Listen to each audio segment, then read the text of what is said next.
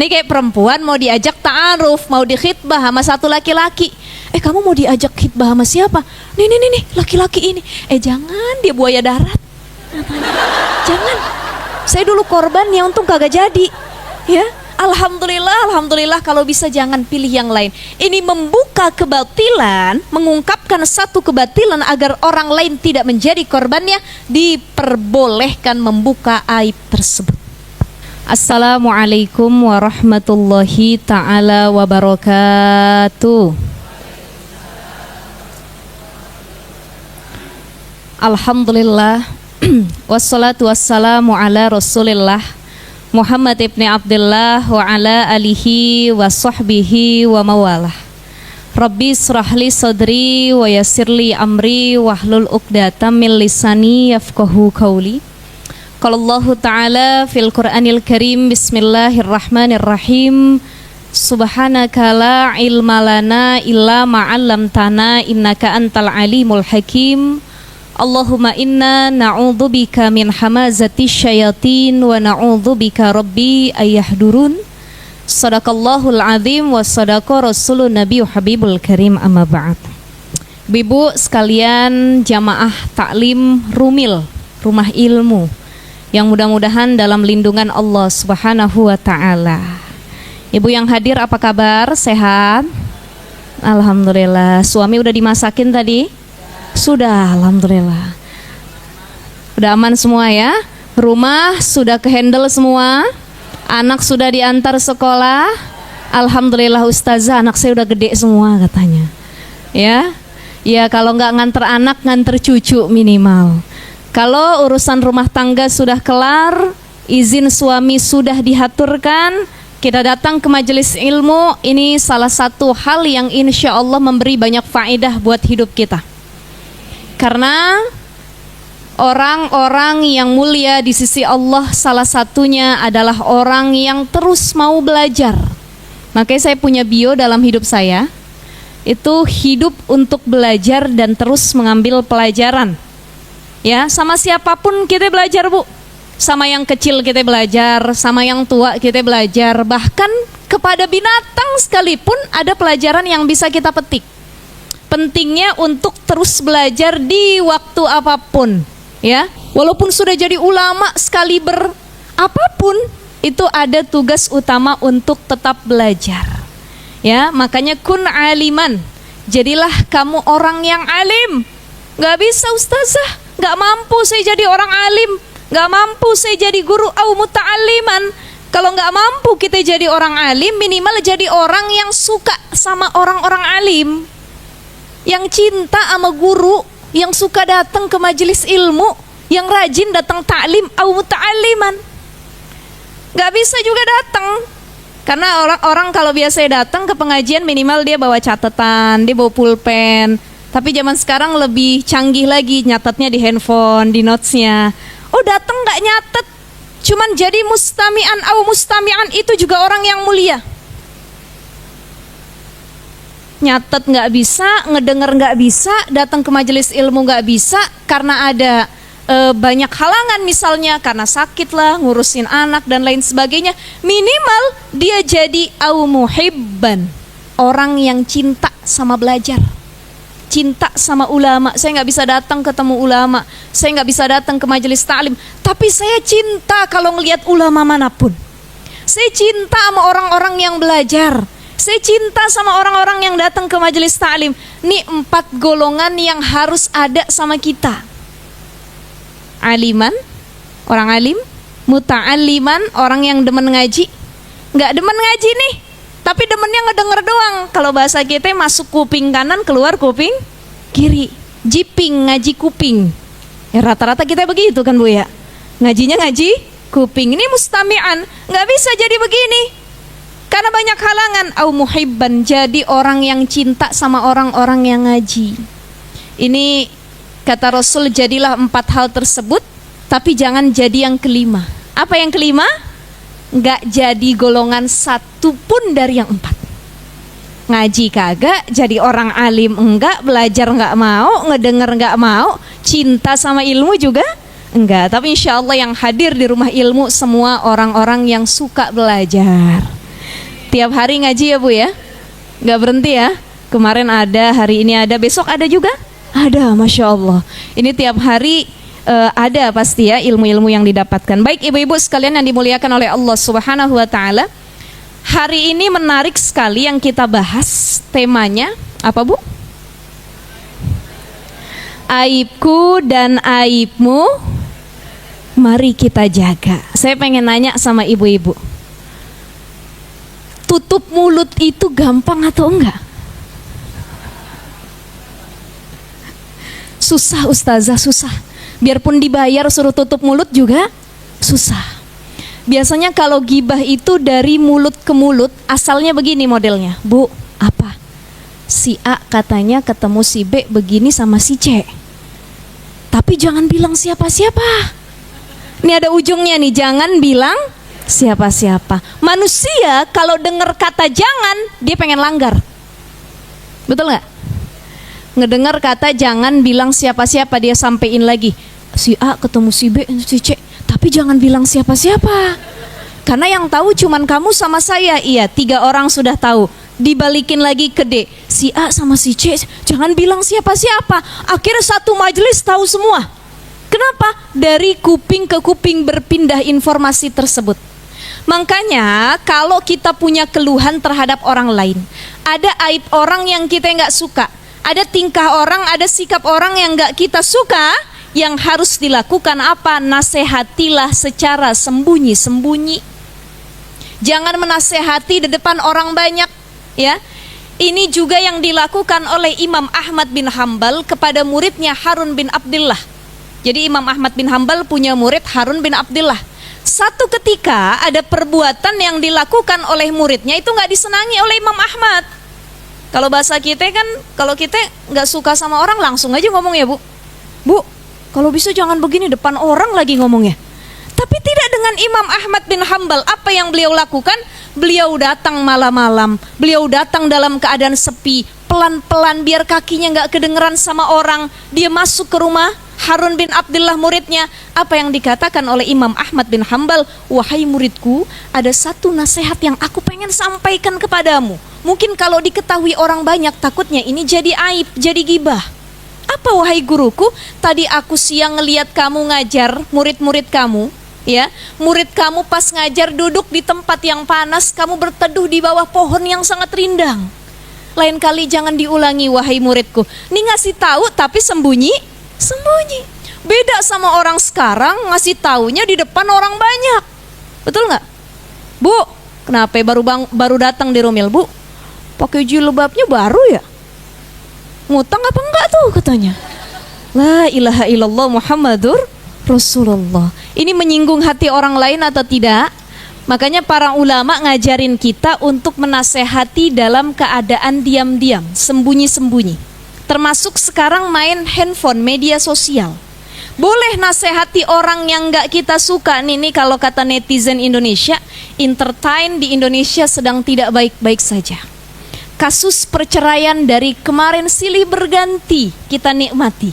Dari mulai si A dengan suaminya, ganti lagi si B dengan suaminya. Ibu-ibu gara-gara ngelihat gosip, ghibah yang ada di TikTok, Instagram, media sosial dan lain sebagainya, seminggu nggak mau masakin suami. Ditanya sama suami, Mama kenapa nggak mau masak? Mama lagi galau Pah mikirin para artis yang bercerai akhir-akhir ini. Emang Mama kenal? Enggak Pah, cuman Mama menerka-nerka aja. Ini kita masuk dalam kategori gibah. Dulu infotainment lewat TV, orang zaman sekarang udah nggak suka nonton TV. Apa tuh Ustazah TV? TV di rumah saya nggak pernah dinyalain. Iya, tapi handphonenya 24 jam.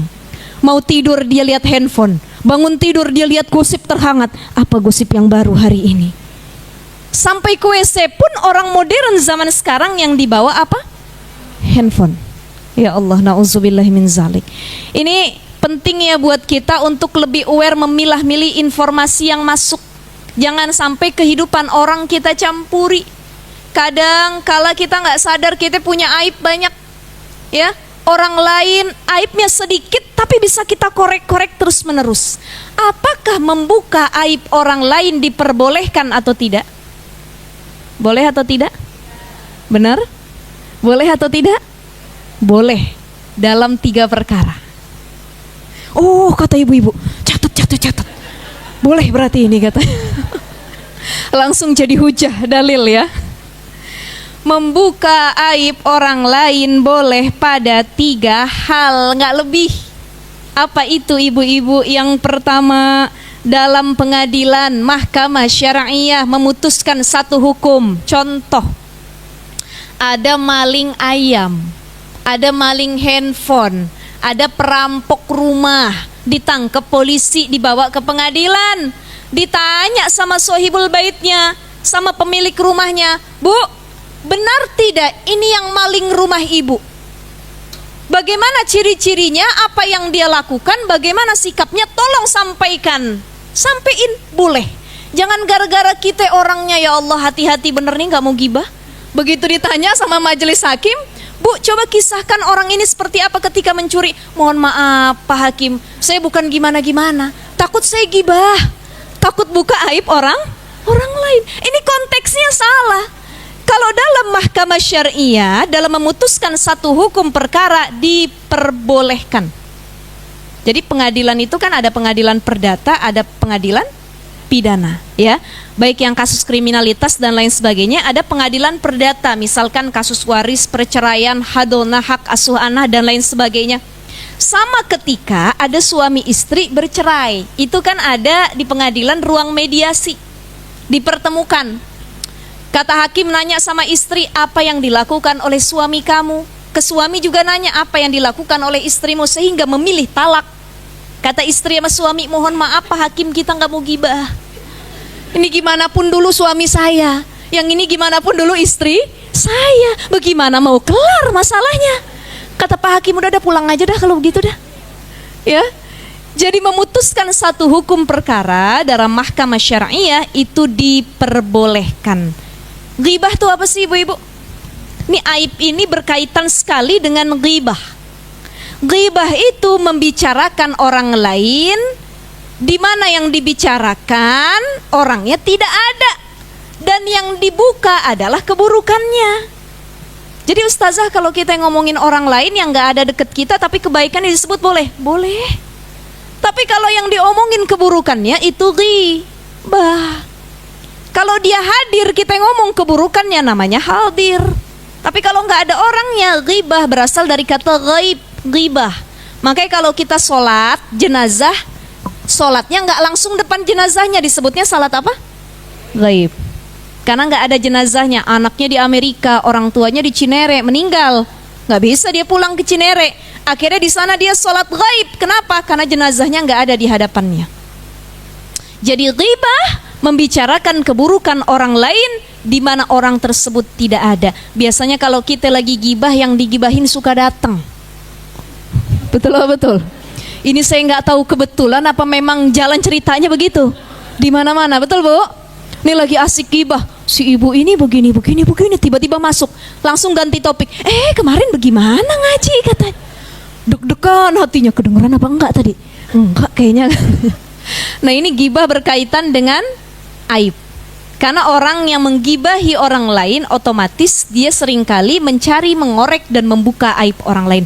Jadi satu, ghibah ataupun membuka aib orang lain boleh dalam mahkamah syariah ataupun dalam pengadilan, ya, memutus satu hukum. Yang kedua, ghibah diperbolehkan atau membuka aib orang lain diperbolehkan ketika sedang meminta fatwa. Datang ke guru, ke murabi kita, tuan guru kita, ulama, kiai, ustadz, ustazah datang. Guru, Pak Kiai, ustadz, ini saya minta satu hukum nih. Ya kenapa? Saya punya saudara, saya punya suami, saya punya keluarga, begini. Bagaimana Pak Kiai? Dikasih solusi oleh Pak Kiai, oleh gurunya, oleh ustadznya. Itu boleh membuka aib dengan catatan untuk memberi solusi atau fatwa. Yang ketiga, boleh membuka aib untuk mengungkap kebatilan, liibtalil batil. Contoh, ada orang hobinya ngutang. Ya, ibu-ibu di sini udah lunas semua kan ya jilbab? Karena di majelis taklim mana-mana salah satunya selain rame pada belajar, rame juga yang suka ngutang-ngutangin. Boleh nggak ustazah? Boleh kalau bayarnya bener. Kalau bayarnya nggak bener, dia zolim sama tempat dia ngutang. Nah ini terkait dengan kita ketemu orang-orang yang suka maksiat, batil. Ada kita datang, kita tahu nih ada orang yang biasa minjem sama kita duit, nggak pernah balikin, tiba-tiba dia mau minjem ke kawan kita. Kita datang ke rumah kawan kita, ini kalau si A nanti minjem duit sama kamu, jangan dikasih. Jangan, kenapa? Ini orang kalau ngutang nggak pernah bayar. Itu buka aib apa enggak? Buka aib kan? Tapi diperbolehkan agar tidak ada korban selanjutnya. Begitu. Nih kayak perempuan mau diajak ta'aruf, mau dikhitbah sama satu laki-laki. Kamu mau diajak khitbah sama siapa? Nih, laki-laki ini. Jangan, dia buaya darat. Katanya, jangan. Saya dulu korban yang untung kagak jadi. Ya, alhamdulillah kalau bisa jangan pilih yang lain. Ini membuka kebatilan, mengungkapkan satu kebatilan agar orang lain tidak menjadi korbannya, diperbolehkan membuka aib tersebut. Tapi dalam perkara yang lain enggak boleh. Apalagi yang dibuka aib pasangan sendiri. Bu, ibu, kalau lagi ngumpul sama teman ngomongin suami sendiri, asik apa enggak?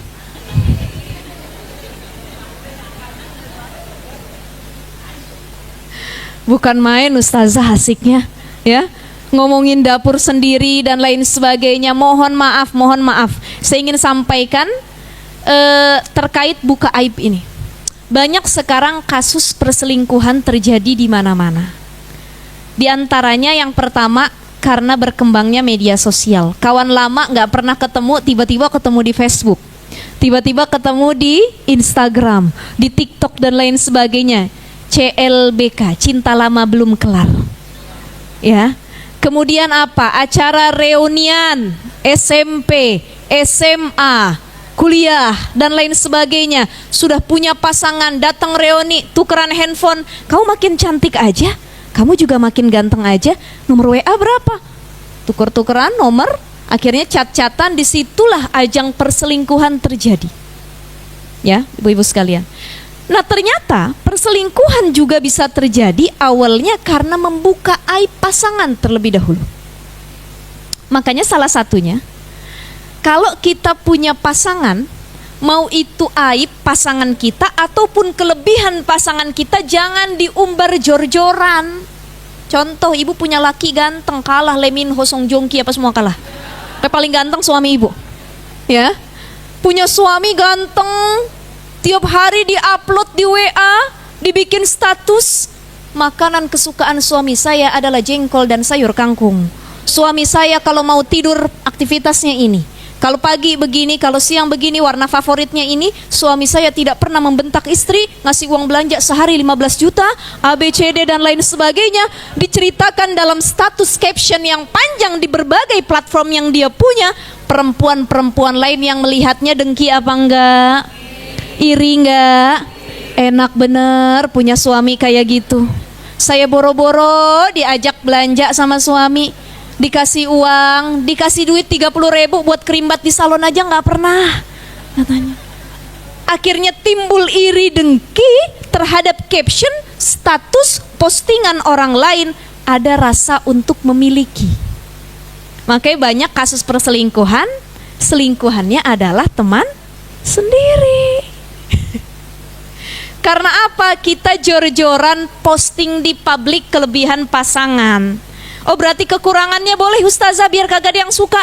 Kekurangannya juga enggak boleh. Apalagi perkara dapur dulu ada di zaman Rasulullah SAW. Satu perempuan yang luar biasa, saya lupa namanya, Ummu apa, saya lupa ya. Ini dulu di zaman Nabi pun sama kayak zaman sekarang, ibu-ibu demen hobi ngumpul.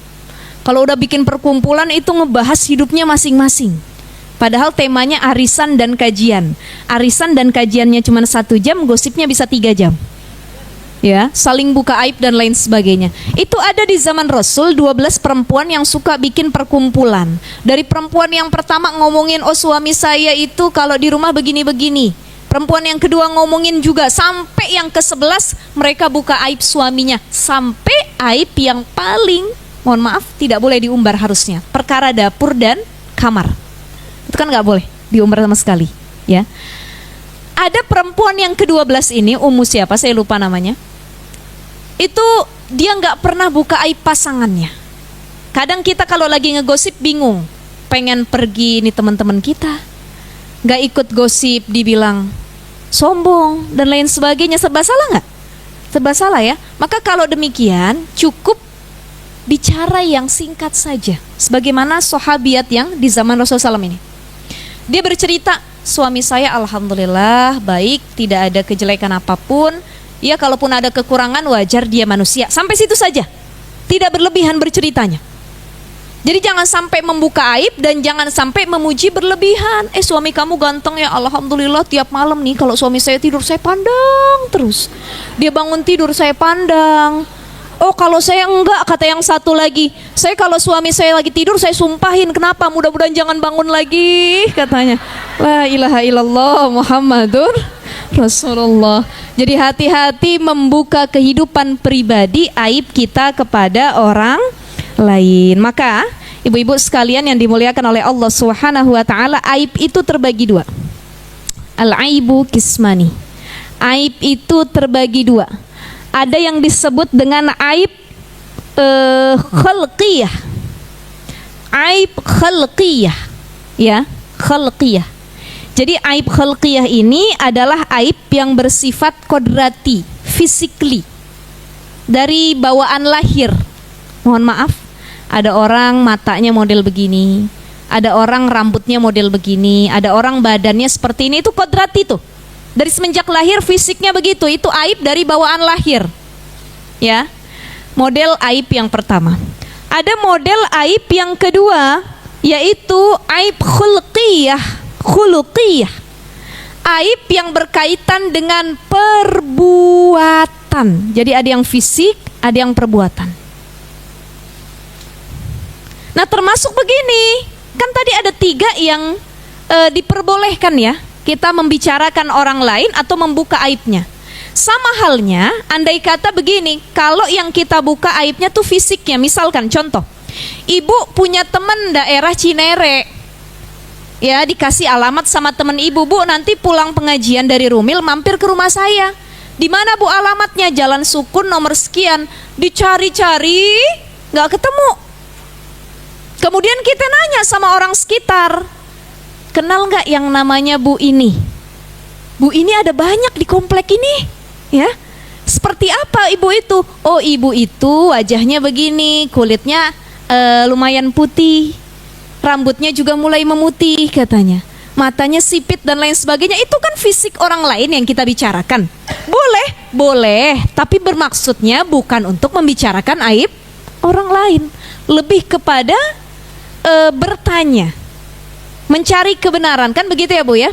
Kita punya teman-teman yang mana? Oh itu yang badannya lumayan lebih besar dibanding yang satu dan lain sebagainya. Boleh, tapi kalau bisa cari bahasa yang lebih tepat lagi ketika membicarakan aib orang lain. Jadi ada aib kodrati, khalqiyah, ada aib khuluqiyah, ya, atau aib yang berkaitan dengan perbuatan yang dilakukan oleh manusia. Ada satu ayat, Bismillahirrahmanirrahim, dalam surah Al-Hujurat ayat 12. Bismillahirrahmanirrahim. Ya ayyuhalladzina amanu jtanibu katsiran minadh-dhanni inna ba'dadh-dhanni ismun. Wahai orang-orang yang beriman, jangan suka suuzon sama orang. Suuzon akhirnya melahirkan ghibah, membuka aib orang lain dan lain sebagainya. Ayat ini turun berkenaan dengan kisah sahabat Rasul namanya Salman Al-Farisi, ya. Jadi Salman Al-Farisi, sahabat Rasul ini punya kebiasaan Bu. Apa kebiasaannya? Beliau itu kalau selesai makan langsung tidur. Kita juga begitu ya Bu ya? Betul nggak? Habis makan langsung tidur. Kemudian tidurnya mendengkur, ngorok. Dan akhirnya jadi pembicaraan buah bibir di kalangan para sahabat. Tahu nggak, Salman Al-Farisi tuh kalau abis makan tuh tidur katanya. Cek orang Sunda nama pelor, asal nempel molor gitu ya. Kemudian lagi kalau sudah tidur ngoroknya besar, satu RT ngedenger kata itu ngorok dan lain sebagainya. Dijadikan bahan gosip, dijadikan gibah, dan disinilah diperingati oleh Rasulullah Shallallahu Alaihi Wasallam dengan ayat surah Al-Hujurat ayat 12 tadi. Ya, maka diharamkan, dilarang kita membuka aib orang lain dan lebih hati-hati untuk tidak mengumbar aib itu kepada siapapun. Jadi kalau kita tahu, cukup kita simpan dalam diri sendiri, ya. Man sataro musliman satarahullahu fid dunya wal akhirah. Siapa orang yang menutup rapat-rapat aib saudaranya, keluarganya, pasangannya, orang-orang sekitarnya, maka janji Allah akan tutup aib dia, bukan hanya di dunia tapi juga di akhirat. Tapi siapa orang yang buka aib orang lain selama di dunia, maka Allah juga akan buka aibnya, bukan hanya di dunia, di akhirat nanti ditontonin, diliatin. Ini susah-susah gampang memang menjaga aib orang lain. Maka ibu-ibu sekalian yang dimuliakan oleh Allah Subhanahu wa taala, mulailah dari menjaga aib diri sendiri. Kalau kita sudah mampu menjaga aib diri sendiri, kita akan lebih mudah menjaga aib orang lain. Zaman sekarang gara-gara media sosial, orang hobi ngumbar aibnya, ngumbar masa lalunya. Ada itu Bu di TikTok. Sekarang lagi rame. Dia bikin berslide-slide, cerita dari mulai kawin sampai cerai sampai kawin lagi. Diceritain semua. Ada.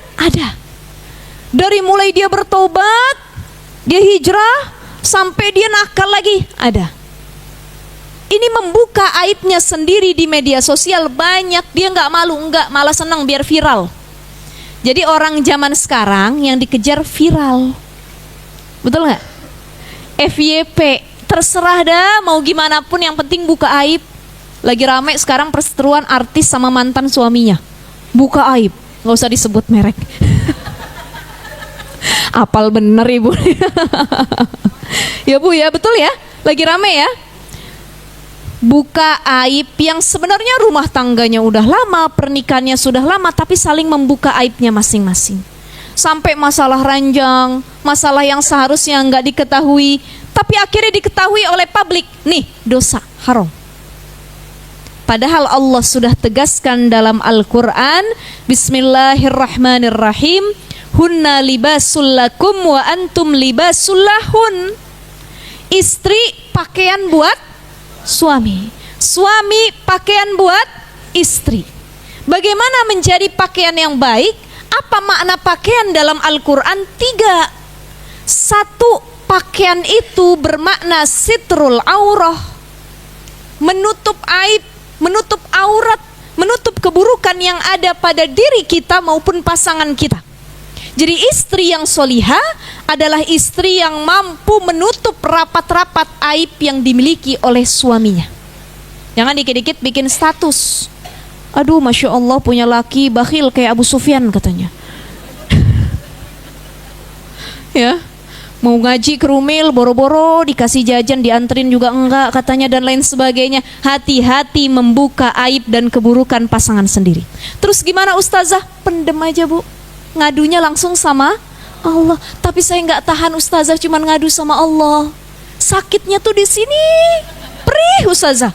Ngadunya kemana? Tadi boleh ngadu sama guru, sama ahli ilmu, sama orang ketiga yang dirasa bisa ngasih solusi. Jadi kalau punya permasalahan rumah tangga, ini jadi reminder buat saya yang berbicara, buat ibu-ibu yang mendengarkan ataupun yang sekarang sedang mengikuti kajian secara online. Kalau kita lagi berantem sama suami, jangan coba-coba curhat sama lawan jenis. Tuh ya Bu ya. Tadi ketemu teman reuni. Wah asik nih teman reuni, dulu cinta lama belum kelar ya. Kita punya masalah, curhat, itulah yang mengundang perselingkuhan akhirnya. Maka curhatlah dengan sesama jenis perempuan, tapi jangan sembarangan orang. Ada orang yang kalau kita curhat dia ember. nggak bisa tutup mulut. Maka curhatlah kepada orang yang amanah, kepada orang yang mampu menutup aib kita rapat-rapat, dan orang yang bijaksana menerima curhat kita.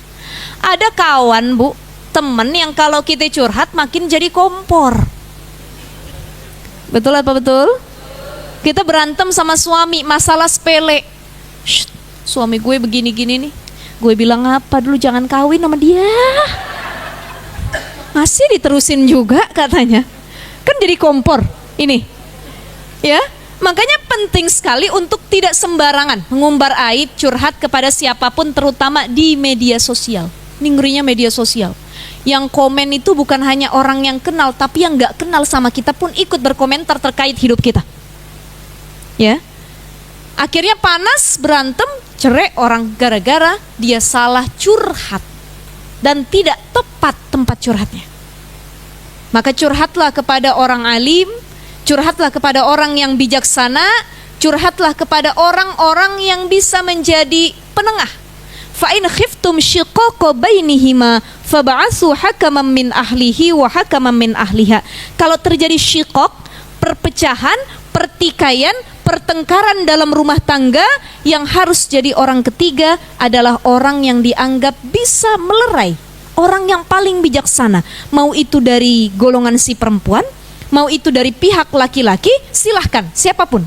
Oh, saya biasa curhat sama orang tua ustazah, boleh saja. Tapi juga kalau curhat sama orang tua, jangan sampai bikin orang tua kita benci sama pasangan. Ada orang nikah berantem, dia pulang ke rumah orang tuanya. Mah, suami saya A, B, C, D, E, F, G. Emaknya sampai kesel. Udah gak usah dijadiin suami yang begitu, dan lain sebagainya. 5 hari kemudian dijemput suaminya, dia pelukan lagi, dia bikin status lagi, dia gandengan lagi. Kata emaknya, udah gak berantem. Enggak mah. Jadi orang tua yang kesel, anaknya sayang-sayangan lagi. Ya, termasuk ini curhat sama kawan, dinyinyirin nanti bisa. Kemarin lu curhat sama gue, besokannya upload status holiday, staycation, healing bersama, katanya. Jadi kemarin tuh air mata buaya atau gimana kata kawannya. Ini kadang-kadang curhat kita ke sembarang tempat yang bikin runyam rumah tangga kita. Makanya makna pakaian dalam Al-Quran yang pertama adalah sitrul aurah, menutup aurat. Nih, ibu-ibu pakai pakaian datang ke Rumil, pakai pakaian. Niatnya apa bu pakai pakaian? Menutup aurat, ya. Jadi mukmin yang baik adalah mukmin yang masih punya rasa malu. Al-haya'u minal iman. Jadi orang yang beriman cirinya masih punya rasa malu. Dia nggak pakai jilbab, dia malu. Dia nggak pakai baju yang menutupi auratnya, dia malu. Dia melakukan maksiat, dia malu. Maka ciri orang beriman, dia pakai pakaian niatnya sitrul aurah, nutup aurat. Dan nutup aurat pun ada syaratnya. Tidak boleh menjiplak, tidak boleh pakaiannya itu transparan, ya, tidak boleh mengundang syahwat dan lain sebagainya. Jadi ada syarat dalam menutup aurat, nggak asal pakai baju doang. Maka fungsi pakaian sitrul aurah, menutup aurat dengan sebaik mungkin.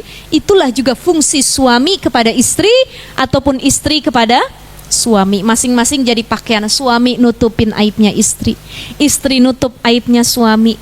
Jangan ketika kita menemukan celah dan aib dari pasangan malah kita pengen pisah. Ada orang baru nikah sebulan pengen cerai. Dulu saya punya saudara. Ini jadi pelajaran ibroh buat kita semua. Nikahnya ta'aruf, perkenalan, ya, perkenalan, cuman dalam waktu berapa minggu langsung akad nikah. Begitu sebulan baru nikah, istrinya dipulangin ke rumah orang tuanya. Begitu usut punya usut, kita ngadain pertemuan keluarga, kan dimediasi, ditanya, masalahnya apa? Kok baru nikah 1 bulan udah dipulangin ke rumah orang tuanya? Masalahnya katanya gara-gara kulit istrinya tidak sesuai ekspektasi. Allahu Akbar.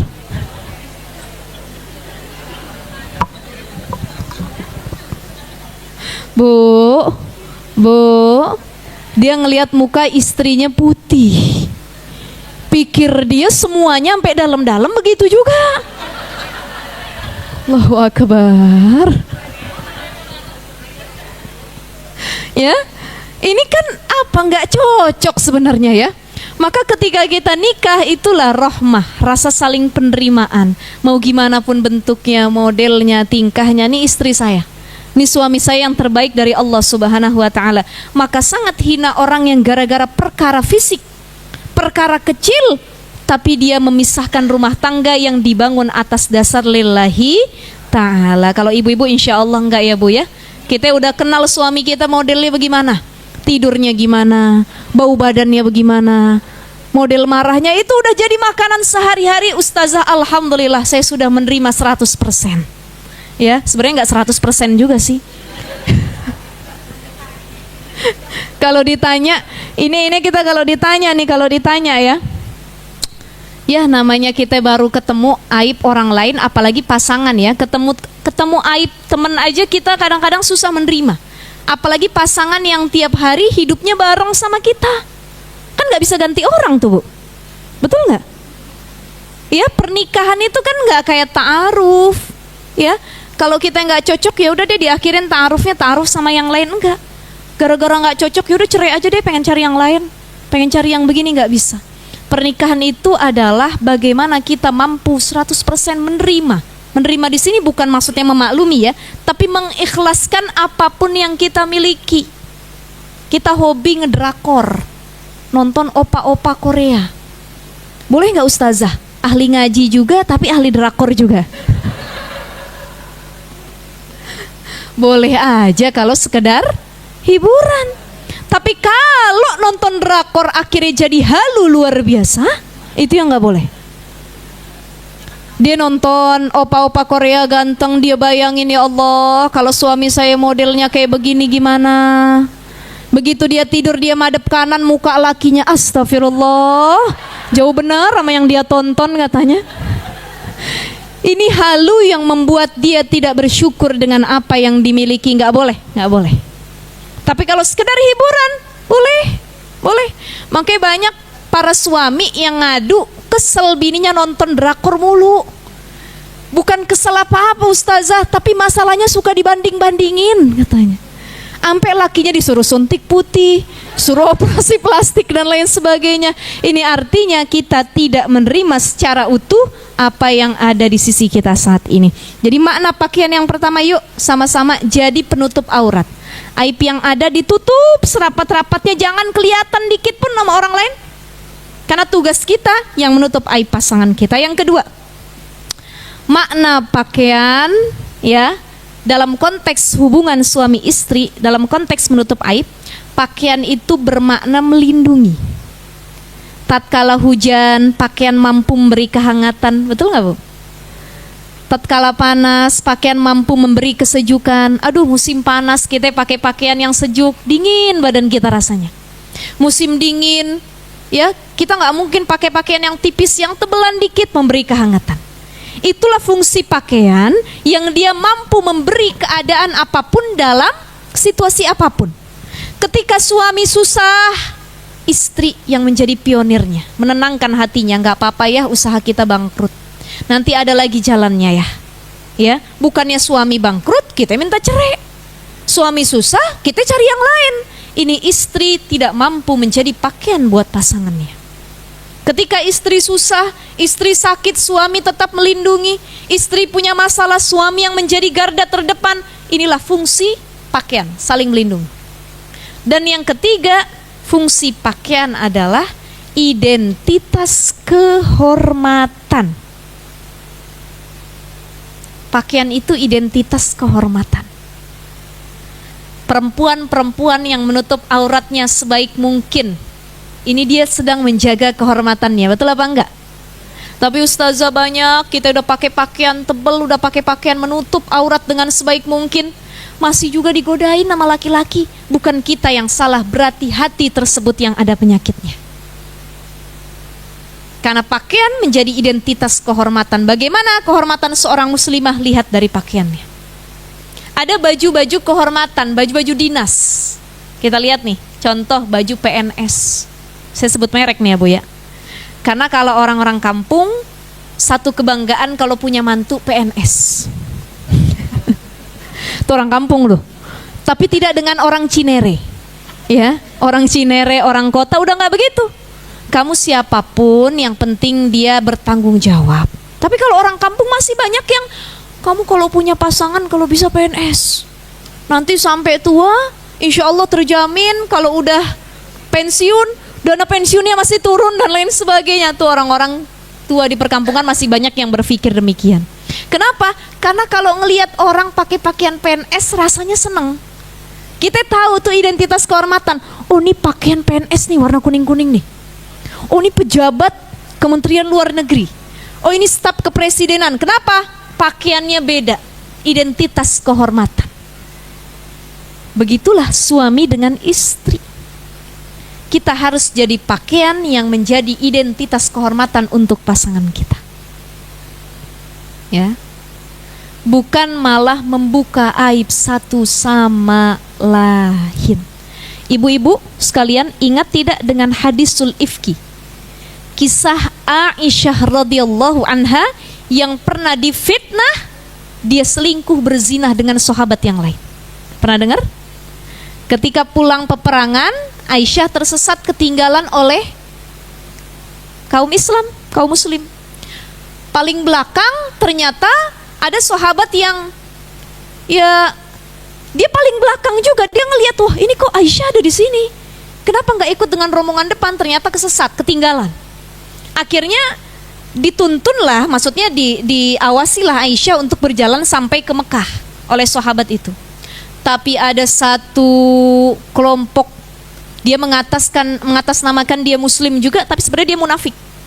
Dia memfitnah Aisyah radhiyallahu anha dengan sahabat yang menemui Aisyah ini bahwasanya mereka telah berzina, mereka telah berselingkuh dari Rasulullah sallallahu alaihi wasallam. Orang-orang pada percaya. Kenapa? Karena memang ketika itu mereka ngelihat Aisyah pulangnya berdua sama sahabat itu. Kadang kan kita, ya itulah mata ya Bu. Mata sering percaya dengan apa yang kita lihat. Padahal itu sesungguhnya bukan kejadian yang terjadi. Semua menyatakan bahwa mereka setuju Aisyah berselingkuh. Rasul gamang hatinya, galau bahasa kitanya. Ini benar enggak istri saya selingkuh apa enggak? Istri saya zina atau enggak, benar atau tidak? Akhirnya karena Rasul tidak mau membuka aib istrinya, Rasul tidak mau menyalahkan istrinya yang sebenarnya belum tentu itu benar, dikirimlah Aisyah dipulangkan ke rumah ayahnya Abu Bakar Siddiq. Itu yang dilakukan oleh Rasulullah Shallallahu Alaihi Wasallam. Sampai di rumah Abu Bakar Siddiq, ditinggalin Aisyah, nangis Aisyah. Disangkanya Rasul percaya, tidak. Padahal tiap hari Rasul datang nyelingak-nyelinguk, melihat bagaimana keadaan istriku, bagaimana keadaan Aisyah radhiyallahu anha, sampai turun ayat Al-Quran dari Allah Subhanahu Wa Taala yang menyatakan, wahai Muhammad, sesungguhnya istrimu adalah wanita yang suci. Ayat ini menegaskan bahwa Aisyah nggak pernah zina, Aisyah nggak pernah selingkuh, dan dibantahlah oleh Rasul omongan-omongan orang sekitar dengan ayat yang turun tersebut. Ini suami jadi sitrul aurah, penutup aib istrinya. Ya, kalau kita kadang-kadang baru dengar selentingan dari orang, laki lu jalan sama perempuan lain. Di mana? Di mana? Oh, dia dari dulu emang begitu katanya. Udah yang kedua kalinya nih katanya. Dan lain sebagainya. Makin dibuka, makin dibuka, makin dibuka. Nauzubillahi min zalik. Itu harusnya sikap yang kita jauhi. Karena Rasul tidak demikian. Ya, baik ibu-ibu sekalian yang dimuliakan oleh Allah Subhanahu Wa Taala, itu 3 makna pakaian. Apa tadi? Sitrul aurah, menjadi pelindung, dan yang ketiga identitas kehormatan. Ya. Nah, kalau dalam kitab Mau'izatul Hasanah itu disebutkan, ya, bagaimana cara mengetahui kekurangan diri sendiri. Annallaha ta'ala idza arafa bi abdin khairan basarahu bi uyubi nafsihi. Nih, salah satu ciri Allah tuh cinta sama manusia. Manusia yang dikasih keutamaan sama Allah adalah manusia yang mampu melihat aib diri sendiri dibandingkan aib orang lain. Bagaimana agar kita mampu melihat kekurangan dalam diri kita nih, yang kita lihat aib kita mulu, bukan aib orang lain? Ada 4 caranya dalam kitab Mau'izatul Hasanah. 1, orang kalau pengen nggak sering lihat aib orang, tapi yang dia sadarin aib saya banyak, kelihatan aib saya ini itu dan lain sebagainya. Sering-seringlah duduk di majelis ilmu. Ayyajlisa baina yaday syekh. Sering-sering datang ngaji, ke pengajian, ketemu guru, kumpul sama orang-orang solih. Ketika kita banyak datang ke ta'lim, pengajian, ketemu guru, ketemu orang solih, di situ Allah kasih rasa kesadaran kepada kita, rupanya masih banyak aib yang harus saya perbaiki. Rupanya saya masih bodoh, rupanya saya masih jauh dari kata baik, rupanya saya masih menjadi hamba Allah yang seringkali bermaksiat. Tahu aib kita. Gara-gara apa? Sering datang ke majelis ilmu. Yang kedua, agar kita mampu melihat kekurangan yang ada dalam diri kita, maka ayat luba sadiqan saduqan basiran mutadayyinan. Carilah teman yang kalau dia gaul sama kita jujur. Bu, nyari teman yang sefrekuensi, bahasa anak milenial susah apa enggak? Susah ya. Emang kalau teman sefrekuensi menurut ibu-ibu yang kayak gimana? Oh, ustazah yang diajak belanja enak, diajak gosip enak, diajak ngobrol enak, itu sefrekuensi. Padahal bukan itu. Selama ini kita menganggap teman sefrekuensi adalah teman yang kalau kita ngobrol, kita ajak ngobrol dia tuh kayaknya dia nyambung gitu. Apalagi diajak saling menggibah, wah udah deh. Ya. Karena ada dua model teman. Satu teman yang kalau kita ngelihat wajahnya tuh ahli ibadah. Kita ngelihat wajahnya, ya Allah, saya ngelihat wajahnya ingat Rumil, ingat ulama, ingat siksa kubur, ngelihat wajahnya. Kenapa? Ahli sholat, ahli zikir. Ingat surga, ingat neraka. Kenapa? Karena kalau ngelihat wajahnya, ketemu orangnya, yang keluar dari lisannya adalah kebaikan, nasihat dan lain sebagainya. Ini teman yang ngajak kebaikan. Ada model kedua, teman yang kalau dia datang ngelihat mukanya aja udah nggak sabar kita pengen maksiat. Ini baru datang nih, masuk pintu. Aduh, gosip terbaru apa ini? Udah nggak sabar nih datang dia nih, gitu ya. Bahasa kita ya, masuk. Jadi wajahnya sudah menyimpan banyak pertanyaan, kira-kira berita informasi terbaru apa yang akan disampaikan. Itu teman yang suka ngajak keburukan. Makanya nyari teman ibu-ibu sekalian yang jujur. Jujur ini adalah yang di depan ngomongnya A, di belakang ngomong A juga. Karena ada temen yang di depan ngomong A, di belakang ngomong B.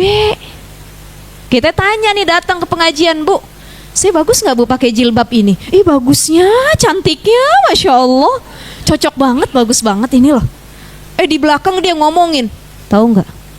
Dia bilang katanya dia cantik pakai itu. Udah kayak lemper dibungkus katanya, dan lain sebagainya. Ini temen yang tidak jujur. Kita ngomong, nanya, saya pengen tanya dong, kira-kira menurut kamu bacaan Quran saya udah bagus atau belum ya? Sudah benar tajwidnya, makhorijul hurufnya, sifatul hurufnya dan lain sebagainya udah bagus belum ya? Oh bagus, pokoknya bagus, udah cakep katanya. Padahal di belakang ngomongin kita, suaranya nggak enak banget katanya. Sok-sokan kalau ngaji, padahal kalau dia ngaji geter tuh suaranya dan lain sebagainya. Ini yang nggak jujur teman.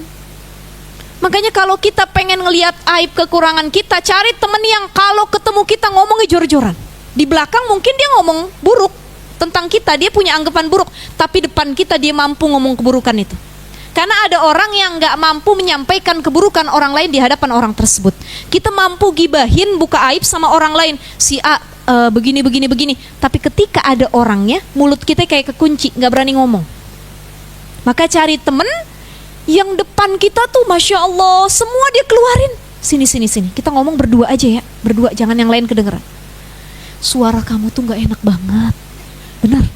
Tajwid kamu acak-acakan, tolong deh kamu lebih rajin lagi kalau datang ngaji. Saya malu kalau kayak gini. Apa saya bilang sama teman-teman, sama guru saya, tolong deh lebih giat lagi, perbaiki lagi. Ini teman yang jujur ngajak kebaikan.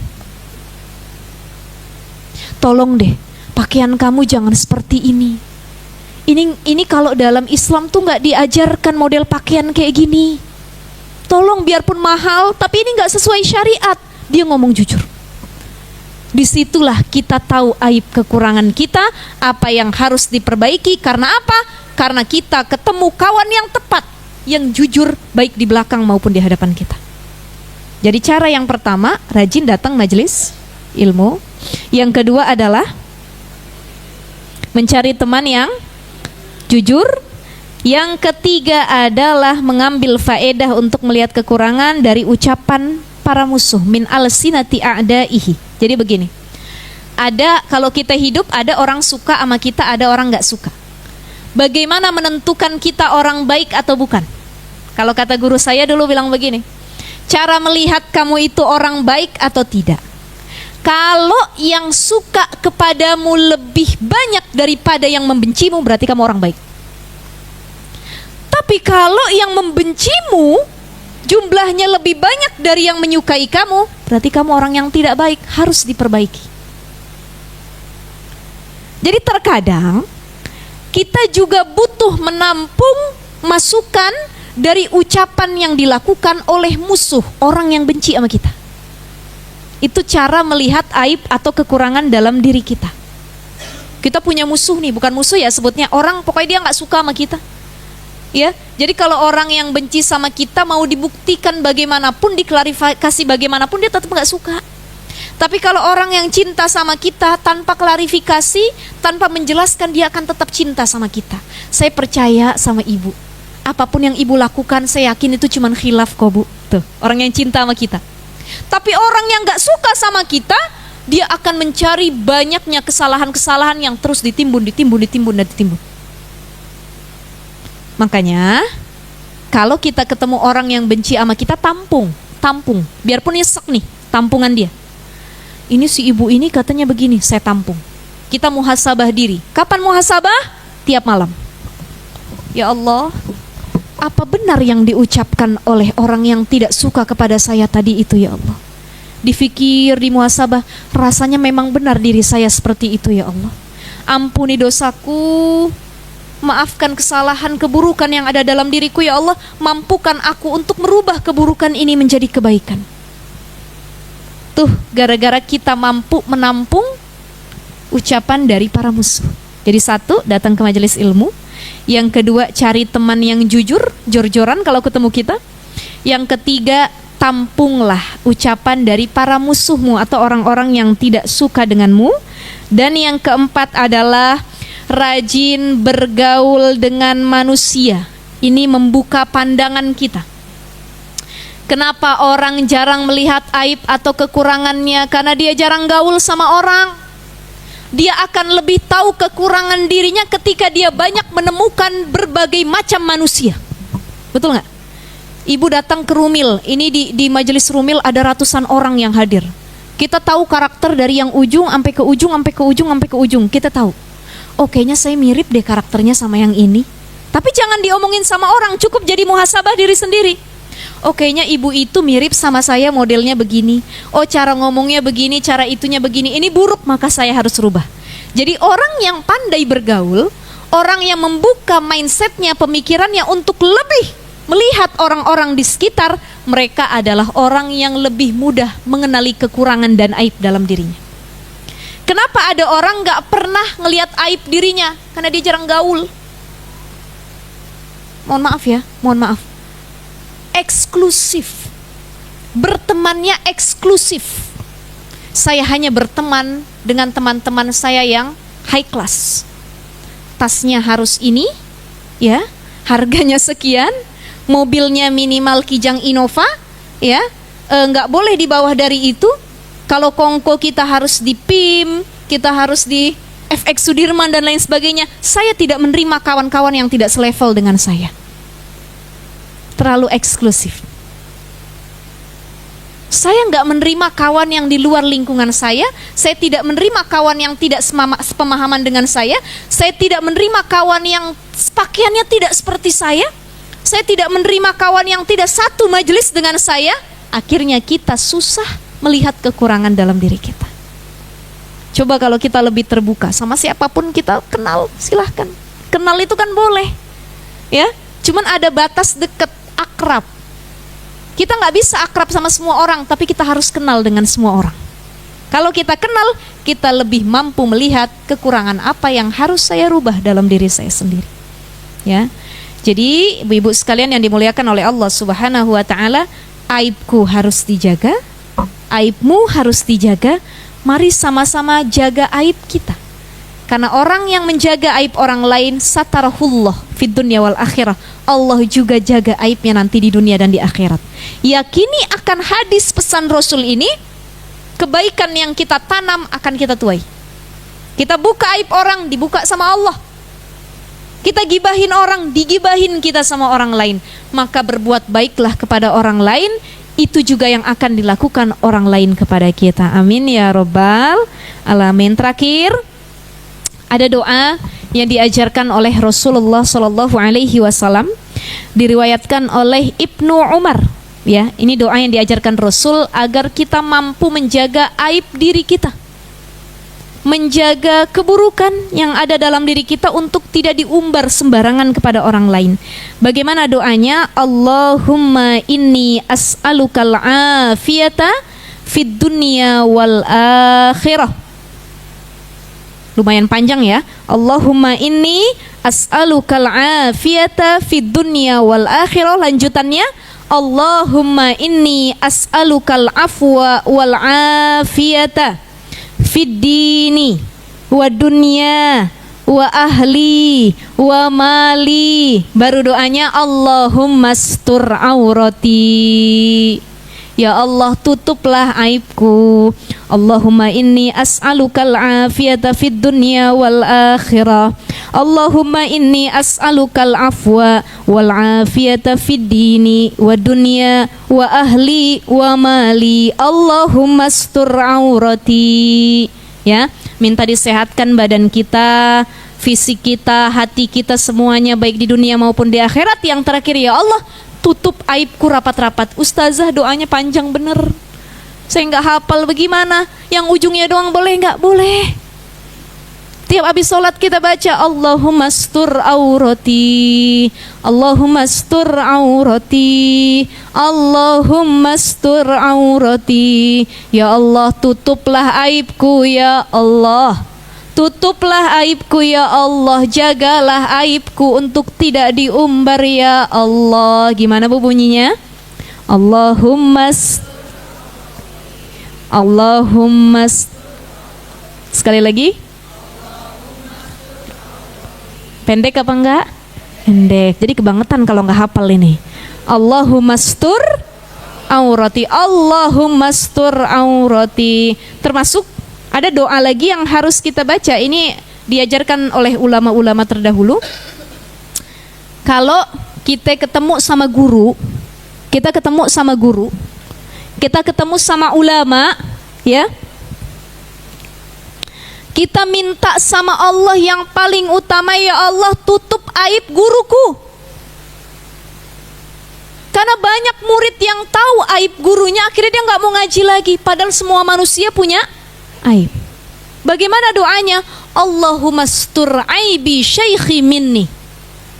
Allahumma astur aibi syaikhi minni.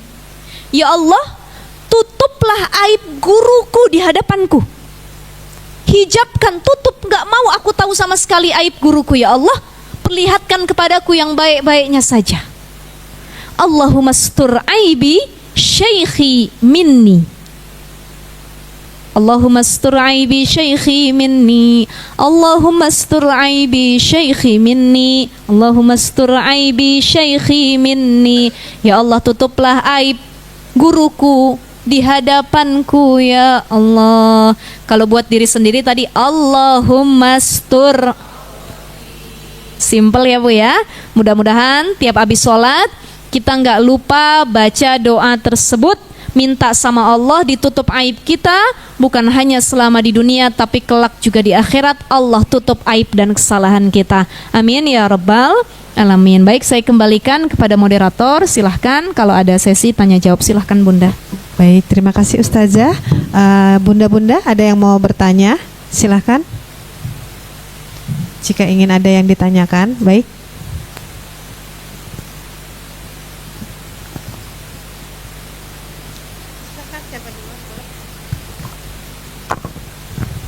Assalamualaikum warahmatullahi wabarakatuh, Ustazah. Waalaikumsalam warahmatullahi Yang mau saya wabarakatuh. tanyakan yang tadi yang terakhir, doa kita minta menutup aurat, ditutupin aib kita gitu ya.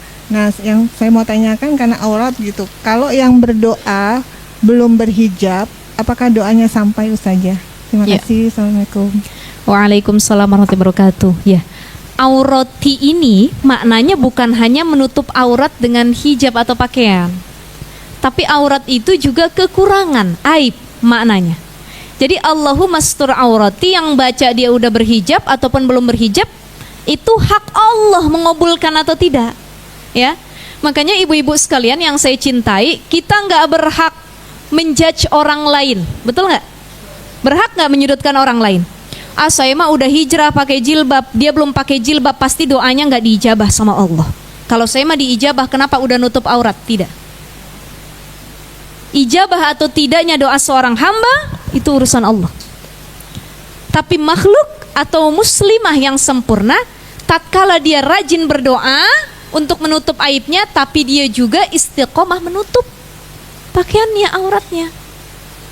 Jadi ada aurat atau aib yang sifatnya fisik, tadi yang harus ditutupi ya, aurat perempuan. Ada aib yang sifatnya perbuatan. Dalam doa tersebut kita minta sama Allah, ya Allah tutup aibku, baik aib yang terkait dengan fisik maupun yang terkait dengan perbuatan. Ya, maka itu dibaca plus dibaca doa atau minta sama Allah untuk dimampukan istiqomah menutup aurat, yaitu pakai hijab. Ya, jadi boleh saja. Jangan gara-gara saya belum berhijab, saya nggak mau doa begitu. Oh enggak, siapapun boleh menutup atau berdoa menutup aurat tadi. Ya Bu ya, gitu ya kurang lebih ya. Jadi doa ini diperuntukkan bagi siapapun, laki-laki, perempuan yang sudah menutup aurat, dalam artian berpakaian syar'i ataupun sudah berhijab ataupun yang belum, semua punya hak untuk berdoa agar ditutup auratnya oleh Allah Subhanahu wa taala. Itu ya. Assalamualaikum warahmatullahi wabarakatuh. Waalaikumsalam warahmatullahi wabarakatuh. Ustazah, saya mau bertanya, ini konteksnya seputar ta'aruf, Ustazah. Iya. Jadi ketika ta'aruf itu saya pernah baca bahwa jangan umbar aib diri sendiri kepada calon pasangan. Tetapi sampai sejauh mana kita tidak boleh mengumbar aib kita sendiri kepada calon pasangan? Takutnya calon pasangan malah tahu aib kita dari orang lain, begitu, atau takut dikira kita tidak jujur ketika sudah menikah, begitu Ustazah. Ya. Afwan. Syukran Baik. jazakillah Ustazah. Ya, waalaikumsalam warahmatullahi wabarakatuh. Nah, ini banyak ditanyakan oleh yang sedang prosesi ta'aruf.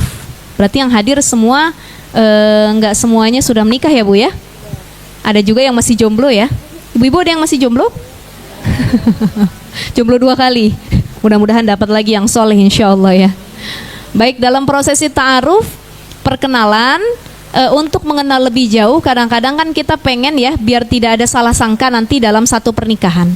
Apakah harus dibuka aib kita untuk menceritakan atau membayan gitu ya, menjelaskan diri kita sedalam-dalamnya kepada calon kita? Tidak. Kita hari ini berbeda dengan kita hari-hari sebelumnya. Dia memilih kita karena dia melihat kita hari ini, bukan hari yang sebelumnya. Lalu bagaimana kalau dia mencari-cari, Ustazah? Ya kan? Dia mencari-cari kesalahan kita, dia nggak dapat informasi dari kita, tapi malah nyari informasi kepada orang lain. Itu hak dia. Yang penting kita jangan sampai mengumbar aib yang sudah Allah tutup dan kita sudah berubah tidak melakukan hal tersebut. Contoh, masa lalu kita pernah berzina misalkan. Sekarang sudah hijrah, menutup aurat, tidak pernah berzina lagi, sudah menjadi pribadi dengan versi terbaik nih. Dapat orang yang mau ngajak ta'aruf, soleh, baik, pun kita nggak bisa menjamin dia nggak punya masa lalu. Jadi kalau Allah sudah menutup aib kita, nggak usah lagi kita pengen buka. Tapi gimana kalau ketahuan Ustazah? Takutnya ketahuan dari orang lain. Ini saya pernah dengar perkataan para ulama ya, ada seorang ulama di Mesir, di Azhar, ketika ditanya hal tersebut, beliau mengatakan lebih maslahat untuk tetap bungkam, artinya diam, tanpa harus memberitahu masa lalu kamu. Karena itu masa lalu kamu, bukan masa sekarang kamu. Kata para ulama begitu. Ya. Jadi ya udah, silahkan. Kalau dia nyari-nyari ya itu urusan dia, tapi kita nasehatin, kamu ngapain sih nyari masa lalu saya? Toh saya udah bukan yang dulu lagi. Begitupun kita, jangan nyari masa lalu si laki-laki. Ya kan? Yang ada capek hati. Itu saya punya kejadian, temen saya ta'aruf, Bu. Ya, 2 tahun yang lalu dijodohkan. Ada orang ta'aruf itu saling kirim CV, saling suka awalnya, ada juga yang dijodohkan nih, ya. Nah, ini dijodohkan ta'arufannya. Satu ketika dia sedang ta'aruf, karena pengen mengenal lebih dalam lagi, mereka tukeran media sosial. Niatnya katanya pengen ifah lah, lebih menjaga, takutnya ada chat-chat yang berbau seksual dan lain sebagainya yang tidak baik ya. Nah, kalau si lakinya ini udah lillahi ta'ala nerima istrinya apa adanya, gak nengok lagi masa lalunya. Tapi si akhwatnya, si perempuannya, dia mencari-cari gimana sih lakinya zaman dulu.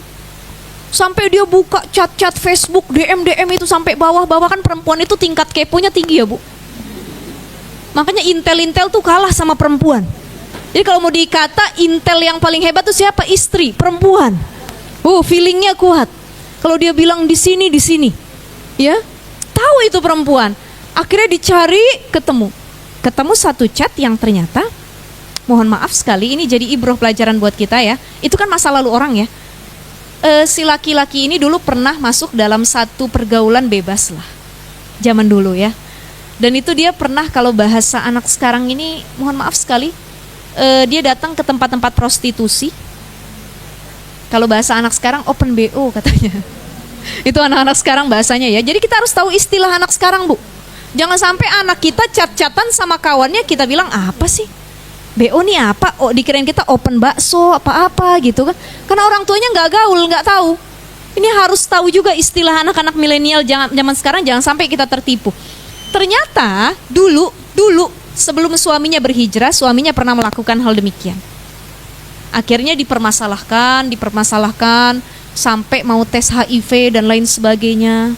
Ya, istrinya, ceweknya minta tes HIV, laki-lakinya minta tes keperawanan. Akhirnya kan jadi problem nih keduanya, ya.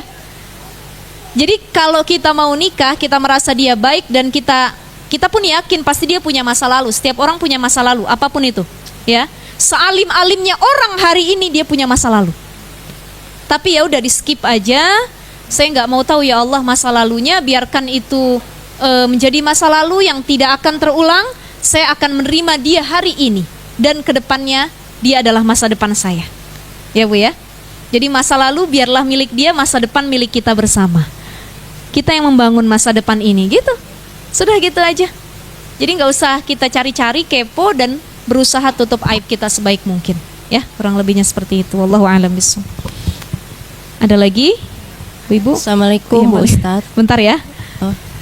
Ya, silahkan. Saya mau menanyakan, itu kan ada ajaran dalam Islam diajarkan kalau misalkan kita gibah orang lain nanti pahala kita pindah ke orang itu.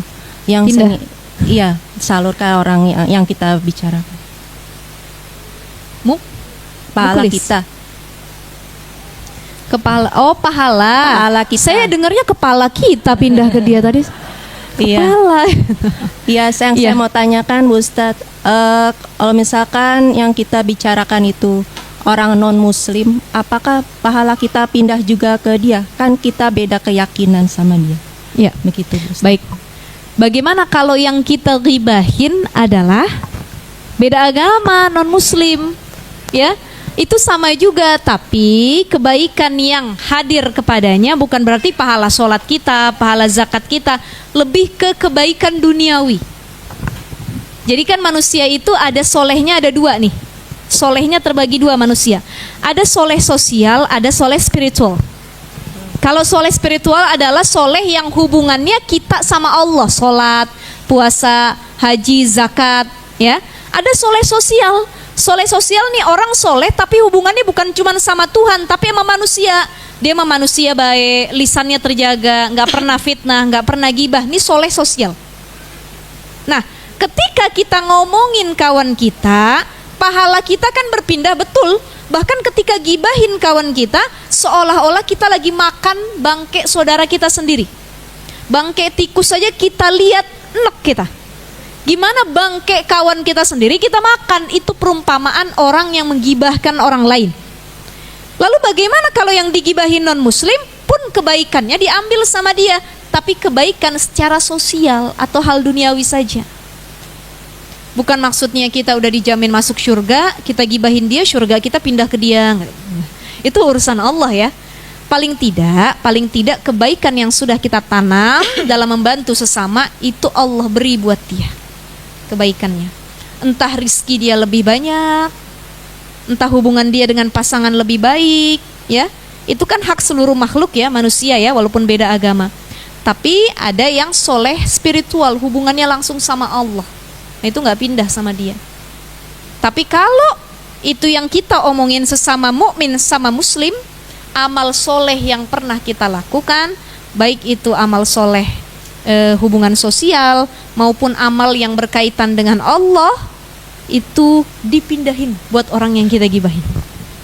Jadi kalau pengen dapat pahala, jadi orang yang sering digibahin. Pahala banyak nih, pengen dapat pahala banyak ya. Ya udah deh, saya sabar aja digibahin. Kenapa? Pahala dia pindah sama saya, pindah terus. Kita tarik terus tuh pahala, ya kan? Terus kalau pengen pahala kita sia-sia, rajin-rajin gibahin orang. Tuh, datang ke majelis taklim sia-sia. Kenapa? Pulang majelis taklim gibahin orang, hilang amalnya semua, pahalanya. Ya, maka bijaklah kita dalam bersosialisasi, baik itu hubungannya dengan manusia ataupun hubungannya dengan Allah. Karena kalau kita bikin dosa sama Allah, minta ampunnya sama Allah doang. Tapi kalau kita ghibah, fitnah, ini dosanya bukan cuma sama Allah, tapi sama manusia juga. Makanya kalau dalam kitab Riyadhus Shalihin, ciri taubat yang sebaik-baiknya adalah, satu, dia taubatan nasuha, bukan taubat sambel. Benar-benar taubat nasuha, benar-benar, gak diulang-ulang. Yang kedua, dia minta ampun sama Allah. Yang ketiga, lisannya gemar mengucap astaghfirullahaladzim, astaghfirullahaladzim wa tubu ilaih, la ilaha illa anta subhanaka inni kuntu minal zalimin, rabbana zalamna anfusana wa illam taghfir lana wa tarhamna lanakunanna minal khasirin, astaghfirullah rabbal baraya, astaghfirullah minal khotoya. Ini lisannya gemar minta ampun sama Allah. Yang keempat, kalau dosanya itu berkaitan sama manusia, tiga ini nggak cukup. Minta ampun sama Allah, sholat taubat, ya, gemar mengucap istighfar, taubatan nasuha, itu cuma sama Allah. Tapi kalau sama makhluk dosanya ditambahin satu lagi, minta maaf sama orang yang disakiti. Jadi kalau pernah fitnah orang, langsung datangi, saya minta maaf ya, saya pernah fitnah dulu. Kita gibahin orang itu, mohon maaf dari kemarin saya gibahin terus, mohon maaf, malu ustazah minta maaf, ya nggak apa-apa, itu lebih baik, jujur, ya, mohon maaf kemarin ABCD dan lain sebagainya. Ini cara bertobat ketika kesalahan kita bukan cuma kepada Allah tapi juga kepada makhluknya. Ya, baik ibu-ibu sekalian, ada lagi? Assalamualaikum warahmatullahi wabarakatuh. Waalaikumsalam warahmatullahi wabarakatuh. Ustazah, saya mau bertanya. Ini saya punya tetangga sekaligus juga teman juga. Dia setiap hari itu membuka aib suaminya tuh ke saya terus gitu. Jadi dia dari mulai dapur sampai kamar sampai ujung kepala rambut suaminya semua Dikasih tahu. Saya semua hampir setiap hari gitu. Dijadiin buku bisa tuh ya. Saking banyaknya. Kadang tuh saya suka menghindar ustazah, takutnya itu saya jadi kok aibnya suami diomongin ke saya gitu. Dan saya mau bertanyanya gini Ustaz, Ustazah, apakah ini saya berdosa mendengarkan aib dia suaminya gitu? Sampai sekarang pun makanya saya suka saya matikan tuh handphone supaya nggak ditelepon atau di WA gitu. Terus yang kedua Ustaz, kalau kita membuka aib gitu orang suami atau apa ya, ke mertua atau ke ibu orang tua atau ke kakak ipar, itu berdosa atau tidak Ustazah? Membuka aib ya, keluarga besar. Ya. Jazakillah khair Ustazah. Waalaikumsalam warahmatullahi wabarakatuh. Kita punya teman hobinya curhat, dari ujung rambut suami sampai ujung kuku suami dia ceritain tuh. Waduh, Masya Allah ini ya Bu ya. Bisa jadi memang kita adalah orang yang begitu dipercaya. Bisa jadi karena ibu orang baik dan ibu menjaga amanah. Ketika dia cerita sama ibu, oh ibu ini nggak ember nih, nggak bawel kemana-mana, dia jaga aib saya sebaik mungkin. Jadi dia merasa ibu bisa jadi tempat sandaran curhat, bahkan memberi solusi kadang-kadang. Tetapi kalau kita kebanyakan dengar aib orang juga, kita yang kadang-kadang enek bu, ya pusing sendiri. Saya punya masalah rumah tangga, dia cerita aja masalah rumah tangga dia. Meminimalisir itu lebih baik tadi dengan mematikan handphone. Kadang WA tidak diaktifkan. Kalau ketemu, asal dia mau membuka pembicaraan tentang pergibahan aib suaminya, buru-buru kita ya alihkan langsung, ya. Kalau mendengarnya memang urgent ya, artinya dia minta solusi banget nih, boleh saja. Tapi kalau sampai hal-hal kecil dan dia jadikan candaan, cuman pengen ngajak gibah doang, itu dosa. Makanya kalau kita lagi datang di perkumpulan gibah atau teman yang kita ketemu teman di ahli gibah, majelis gibah ya, MGF, Majelis Gibah Forever. Ini banyak yang nanya sama saya gini, Ustazah, saya tuh sering kalau datang ke satu majelis ada perkumpulan orang lagi gibah, ya. Saya mau keluar, saya nggak enak, disangka nggak mau gabung. Saya kumpul, ikut gibah juga. Saya mau pindah tempat duduk, nggak enak, udah penuh semua misalkan. Saya duduk di sampingnya, saya nggak ikutan gibah, kedengeran di kuping saya. Ya, karena ada orang yang dibilangnya begini, saya emang nggak mau ikut gibah dan saya bukan ahli gibah, tapi kalau ada orang gibah dia pura-pura duduk di situ begini. Udah tersimpan semuanya nih, ya, tersimpan.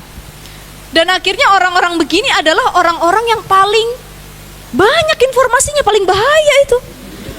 Dia nggak masuk dalam perkumpulan gibah, tapi dia pura-pura ahli ibadah, yang sebenarnya dia ahli gibah paling utama. Astagfirullah, nggak boleh gibah. Tapi bener loh bu, ini ceritanya bener. Emang kalau bener tuh gimana sih kemarin tuh ceritanya? Saya juga sering dengar, tapi saya nggak mau ikut gibah katanya. Mulai masuk dikit gitu ya. Jadi hati-hati membuka aib keluarga, apalagi urusan 3, dapur, sumur, kasur. Masya Allah.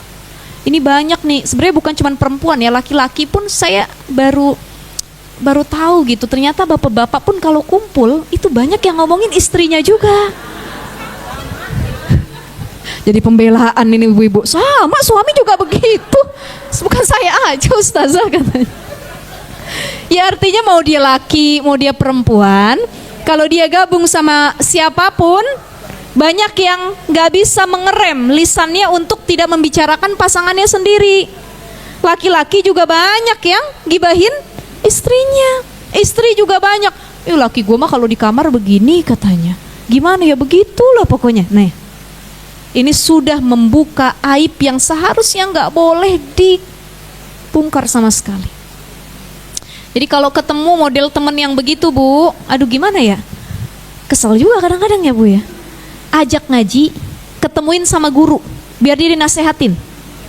Atau sering-sering kirim video-video tausiah yang melarang tentang membuka aib pasangan sendiri. Ya, video saya. Ya jangan video saya juga. Ya, jadi kirim, share, kan orang zaman sekarang itu kalau nyindir itu pakai video tausiah. Yang kena hujat akhirnya ustadz sama ustazahnya. Yang bikin status siapa ya kan? Dia bikin status, dikirim ke lakinya. Ini status yang membela istri, dikirim ke suaminya. WA terkirim, ya coba ditonton ya, bagus nih ceramahnya katanya. Jadi dia cuma ngambil ceramah-ceramah yang membela dirinya. Suaminya ngelihat tausiah yang ngebela dirinya dikirim ke istrinya. Mah, bagus nih mah, tonton tausiahnya mah. Ya, yang dihujat akhirnya ustadz yang ceramahnya. Padahal itu cuma di-share sama orang-orang yang dia punya kepentingan pribadi. Nih hati-hati juga, jadi bawa ke majelis ilmu, share tausiah-tausiah yang sekiranya bisa membuat dia sadar bahwa yang dia ucapkan itu berlebihan dan gak boleh dibuka sama sekali. Ya. Jaga jarak. Ya, jadi kalau kita ketemu teman yang sekiranya, oh ini energinya negatif nih kayaknya nih, vibes-nya negatif nih, nggak bisa saya terlalu akrab, kita harus jaga jarak. Siapapun itu kawan kita, kalau kita merasa dia ngasih energi negatif, ngajak maksiat, buru-buru bikin jarak dalam pertemanan. Bikin jarak. Nggak enak tapi ustazah, ya enak-enakin aja pokoknya. Ya, bismillahirrahmanirrahim. Itu yang harus kita lakukan. Kalau kita merasa tidak nyaman dalam satu perkawanan atau perkumpulan pertemanan. Ya Ibu ya, ada lagi? Itu sudah? Assalamualaikum warahmatullahi wabarakatuh. Waalaikumsalam warahmatullahi Punten wabarakatuh. di luar tema ya Ustaz ya. Tahun 2000 sahabat saya nikah dan dia keputusannya keluar dari agama Islam dan mengikuti ajaran suaminya. Kristen murtad ya gitu Ustaz ya. Qadarullah kemarin dari Batam dia terbang ke sini dan tinggal di Cinere, saya bertemu kanker payudara stadium 3 Ustaz ya, dan keadaannya sudah mengkhawatirkan gitu. Pas saya keinginan saya dalam hati, saya ingin berbisik tentang astagfirullah gitu Ustaz ya, mengembalikan dia sebelum kita nggak tahu umur ya Ustaz ya, pengen mengembalikan dia ke jalannya Allah gitu. Menurut Ustaz gimana ya keinginan saya seperti itu gitu. Bagus. Karena saya lihat keadaannya gitu Ustaz ya. Memang dalam Al-Quran kan kita disebutkan ya, la ikroha fiddin. Tidak boleh ada paksaan dalam beragama. Sekalipun itu saudara kita sendiri, kita paksa masuk Islam nggak? Kalau nggak masuk Islam saya bunuh ya. Masuk Islam nggak? Oh itu nggak boleh. Masuk Islam nggak? Kalau nggak saya racunin kamu ya, nggak masuk Islam, nggak boleh. Jadi memaksa orang untuk masuk agama kita juga itu tidak boleh, dilarang. La ikroha fiddin, nggak ada. Karena orang masuk agama itu karena hidayah Allah. Orang balik lagi ke agamanya yang semula itu karena hidayah Allah. Kita tahu dia murtad, oke, dicabut nih hidayah sama Allah. Ketika dia dalam satu keadaan yang memprihatinkan, dan kita dulu pernah satu akidah ya sama Muslim, dan apalagi dia kawan kita, kita punya rasa tenggang rasa nih, simpati, ya Allah kok gini keadaannya. Saya pengen sebelum akhir hayatnya dia bisa mengucap syahadat lagi gitu. Boleh nggak? Boleh. Tapi kan kita nggak maksa. Kita cukup tuntun saja. Tuntun, bisikan di telinganya, kita talkinkan la ilaha illallah Muhammadur Rasulullah. Asyhadu an la ilaha illallah wa asyhadu anna Muhammadar Rasulullah. Terus talkinin. Kalau sekiranya ketika kita menjenguk teman kita yang sedang sakit, kemudian dia luluh, merasa hidayah Allah datang lagi, dia bilang, tuntun saya ucap syahadat lagi. Artinya dia mau masuk Islam lagi.